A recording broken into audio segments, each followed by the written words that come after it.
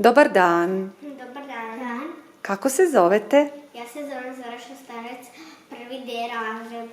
Ja sam Šime Bračanov, prvi D razred. Danas ste bili na jednoj prekrasnoj predstavi. Što ste gledali? Kako se zove predstava? Lektira vaš Mineta Mira. Mi se zaraz vidjela ta predstava. Bila mi je jako zanimljiva i malo onak smisla. Što ti se posebno svidjelo?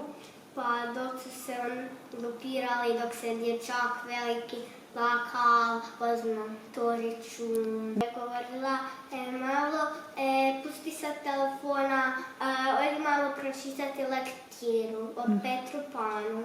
I o čemu još je čitao? A ona je čitala o Crven kapici. Što si ti naučila iz te predstave? Pa da više treba čitati nego biti u knjižnici. U knjižnicu. I što si posudila? Koju priču? Knjigu o... Ona djevojčica mu je rekla da budemo isključu internet. Djevojčica, njegova sestra. Htjela je da pročita knjigu Petar Pan. I što si ti iz toga zaključio? Ja sam zaključio da se treba isto čitati knjige. I koju knjigu držiš u ruci? Petar Pan. Knjigu o Petru Panu. Hvala vam puno na razgovoru.